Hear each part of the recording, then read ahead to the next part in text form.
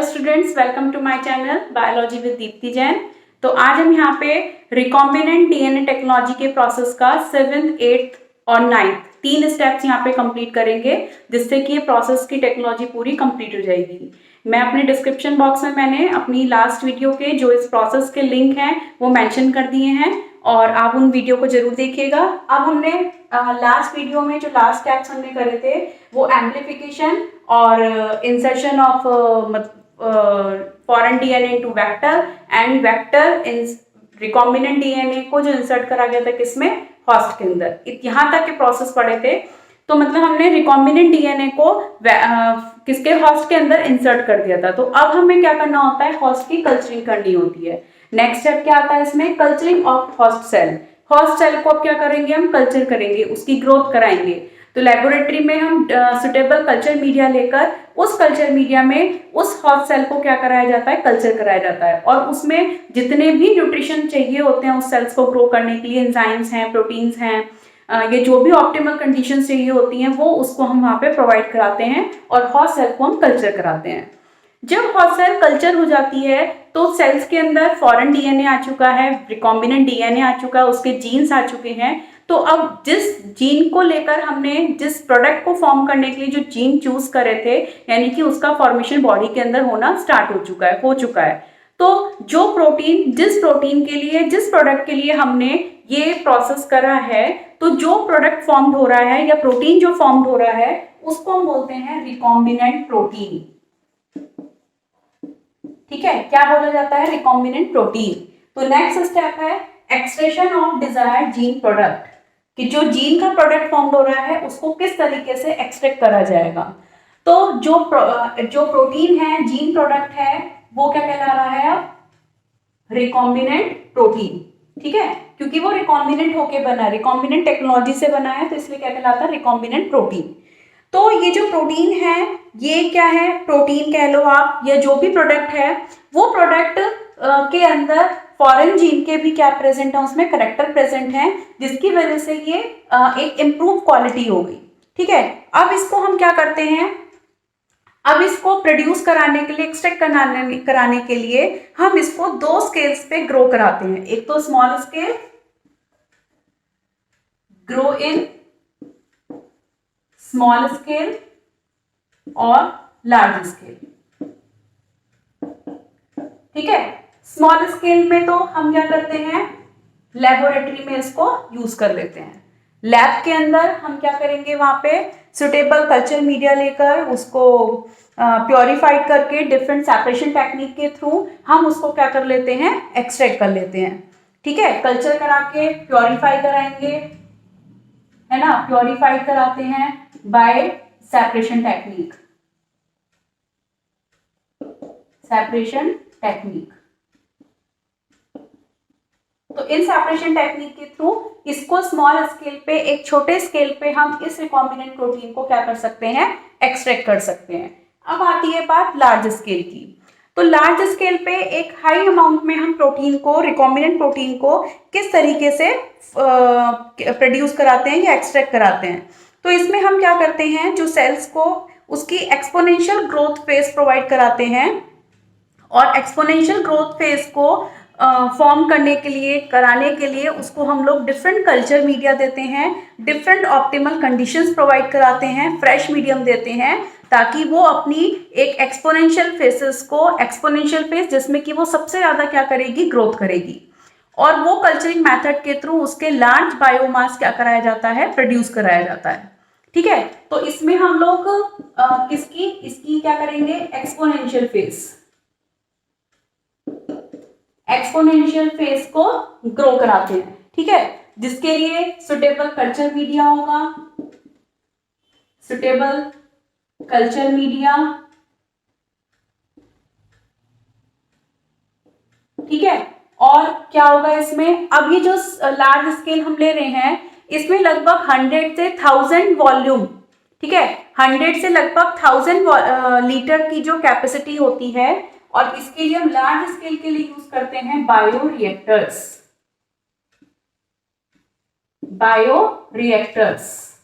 ठीक है, इनकी लगभग कैपेसिटी 100 से 1000 लीटर तक की होती है। ठीक है। तो इसके अंदर इनको हम क्या कर सकते हैं, प्रोड्यूस कराते हैं, कल्चरिंग कराते हैं, और उसमें डिफरेंट कंडीशंस होती हैं। ये वेसल्स होते हैं एक तरीके के, और इन वेसल्स में उनके पीएच वैल्यू मेंटेन करने के लिए, और क्या मेंटेन करने के लिए, टेम्परेचर मेंटेन करने के लिए सारी कंडीशंस प्रेजेंट होती हैं। ठीक है।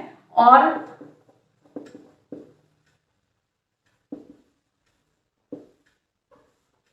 इसमें क्या क्या कंडीशंस होंगी, एक तो हम इसमें क्या कर सकते हैं, क्या क्या कर सकते हैं आप इसमें, एजिटेटेड सिस्टम होता है इसके अंदर, डिफरेंट कंपोनेंट्स होते हैं किसी भी एक बायोरिएक्टर में। एक तो हो गया एजिटेटेड सिस्टम,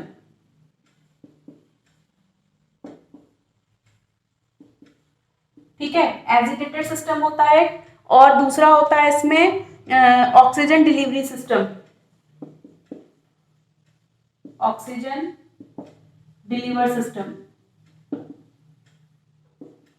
थर्ड होता है इसके अंदर कौन सा सिस्टम प्रेजेंट होगा इसमें, फोम कंट्रोल सिस्टम।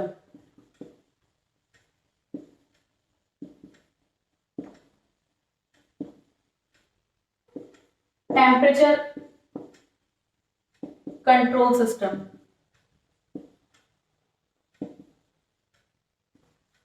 ठीक है, 4 पार्ट हो गए इसके।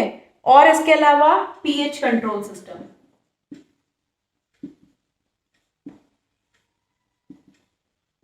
ठीक, तो यहाँ पे इस बायोरिएक्टर में जो हमने बोला 100 से लेके 1000 तक की यहाँ पे कैपेसिटी होती है, वॉल्यूम होता है किसी भी बायोरिएक्टर का। ये एज ए वेसल लाइक होता है, वेसल लाइक है।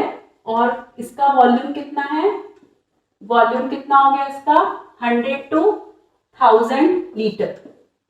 ठीक है। और इसके अंदर ये डिफरेंट सिस्टम होते हैं, agitator, oxygen deliver system, form control system, temperature control system and pH control system.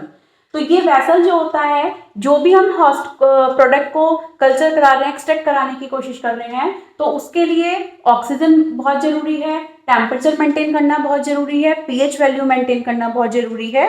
तो ये सब जो है किसके थ्रू होता है, इन वेसल के अंदर डिफरेंट सिस्टम होते हैं जिसके थ्रू हम ये चीजें उसको प्रोवाइड कराते हैं। ये सिलेंड्रिकल होता है, और इसमें जो है ये जो एजिटेटर है, ऑक्सीजन डिलीवर, ऑक्सीजन प्रोवाइड करा रहा है। फॉर्म कंट्रोल, ये फॉर्म को कंट्रोल मतलब जो उसकी मूविंग पावर होती है मॉलिक्यूल्स की, उसको मेंटेन करता है, टेम्परेचर को, पीएच को। तो ये सारी चीजें वो मेंटेन करी जाती हैं। तो बायोरिएक्टर यहाँ पे 2 टाइप के हैं, एक तो है सिंपल स्टीयर्ड,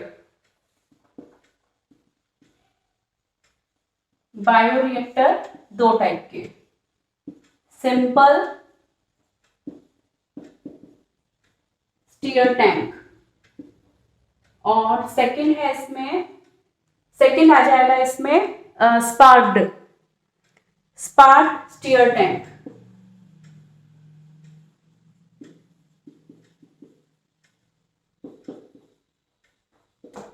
ठीक, तो इन टैंक में वेसल्स लाइक है, जो सिंपल स्टीयर टैंक है वो यूजुअली सिलेंड्रिकल शेप का होता है और ऊपर से कर्व शेप में होता है। और इसमें स्टीयर करने की, ऑक्सीजन को अवेलेबल कराने की, पीएच को मेंटेन करने की, टेम्परेचर को कंट्रोल करने की सारे सिस्टम इसमें प्रेजेंट होते हैं। तो सिंपल स्टीयर टैंक जो यहाँ पे आप लोग को दिखाई दे रहा है, इस टैंक को आप ध्यान से देखो तो इसका सिलेंड्रिकल शेप है, और ऊपर से और नीचे से हल्की सी क्या है, कर्व शेप है। तो इसको आप ध्यान से देखोगे तो इसमें जो है ये सारे सिस्टम इसमें मेंशन रहेंगे, ठीक है, दिखाई देते हैं, जिसकी वजह से वो यहाँ पे क्या करता है, उसको मिक्सिंग करने में उसको स्पेस प्रोवाइड करा रहा है मॉलिक्यूल्स को, और दूसरा उसको पीएच वैल्यू और टेम्परेचर उसको सुटेबल कंडीशंस में प्रोवाइड करा रहा है, ताकि उस कंडीशंस में वो अपनी क्या कर सके, ग्रोथ कर सके, और कौन सी फेज को ले आए, वो एक्सपोनेंशियल फेज को, जिससे कि लार्ज क्वांटिटी में क्या हो, जो प्रोटीन है वो एक्सट्रैक्ट हो सके। तो ये किसमें होता है, सिंपल स्टीयर्ड में। उसी तरीके से स्पार्क स्टीयर टैंक है, तो sparged stirred tank simple stirred tank से भी ज्यादा बेटर होता है। क्यों बेटर होता है, क्योंकि इसके अंदर टैंक में जो बबल्स होते हैं वो क्या करते हैं, ऑक्सीजन का जो सरफेस एरिया है, ट्रांसफर एरिया है, वो इंक्रीज कर देते हैं। यहाँ पे आप डायग्राम मेंशन दिख रहा होगा आपको, इस डायग्राम में आप देखिए ये बबल्स दिख रहे हैं इस तरीके से।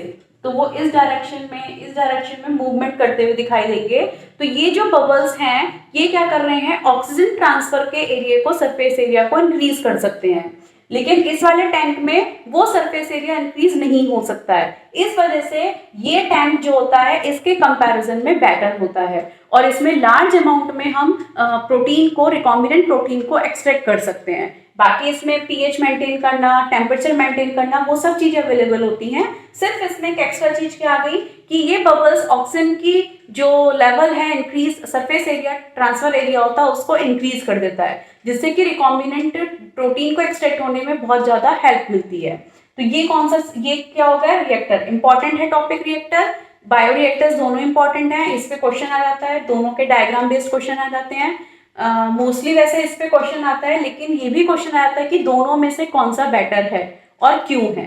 ठीक है, डायग्राम्स बने हुए आ जाते हैं, उसको आइडेंटिफाई करना होता है कि कौन सा टैंक है ये, कौन सा बायोरिएक्टर है और इसके अंदर क्या क्या एडवांटेजेस हैं, क्या फंक्शंस हैं इसके।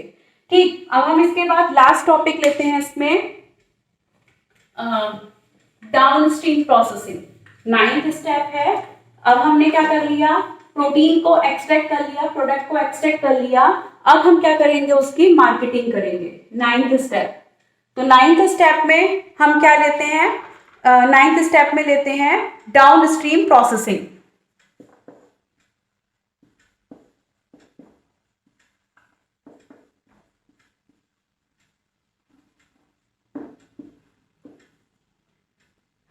तो अब जो एक्सट्रैक्ट हो चुका है प्रोटीन, अब वो क्या करना है, उसको मार्केट के लिए अवेलेबल कराना है ना। तो इसको हम बोलते हैं डाउनस्ट्रीम प्रोसेसिंग। तो जितनी भी प्रोसेस हैं जिसमें कि प्रोडक्ट को मार्केट से पहले सब्जेक्ट करा जाता है, उसका फिनिशिंग करी जाती है उसको, तो उसको हम क्या बोलते हैं, डाउनस्ट्रीम प्रोसेसिंग। तो डाउनस्ट्रीम प्रोसेसिंग में क्या हुआ, all the processes to which product is subjected to before being marketing as a finished product are called the downstream processing.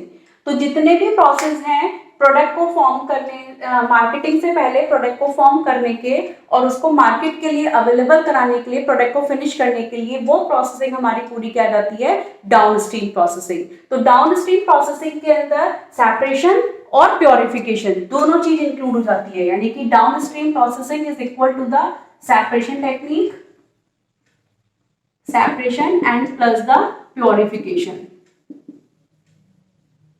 ठीक है, तो क्योंकि हमें क्या कराना है, जो प्रोटीन फॉर्म हुआ है उसको सेपरेट भी करना है और उसको प्योरीफाई भी करना है, तभी तो हम उसको मार्केट के लिए अवेलेबल करेंगे।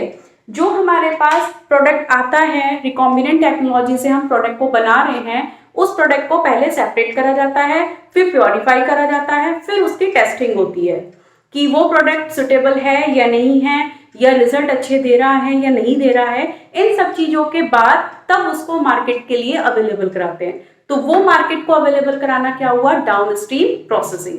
तो यहाँ पे पूरा technique process, recombinant DNA technology process complete होता है। तो और ये चैप्टर भी यहाँ इस वीडियो पे लास्ट पे कमेंट खत्म होता है ये वाला। तो यहाँ पे टॉपिक कंप्लीट होता है, रिकॉम्बिनेंट डीएनए टेक्नोलॉजी प्रोसेस, पूरे 9 स्टेप्स हैं इसके अंदर, और चैप्टर भी यहाँ पे कंप्लीट होता है ये वाला। तो नेक्स्ट वीडियो मैं आऊंगी आपके पास लेके बहुत जल्द एक न्यू टॉपिक के साथ, इंटरेस्टिंग टॉपिक के साथ। तो प्लीज आप चैनल देखते रहिए, सब्सक्राइब करिए, बेल आइकन प्रेस करिए, ताकि आपको मेरी नई वीडियो के नोटिफिकेशन मिलते रहें और आप उनको देखते रहें। तो मैं जल्दी आपके पास फिर आऊंगी, तब तक के लिए नमस्ते।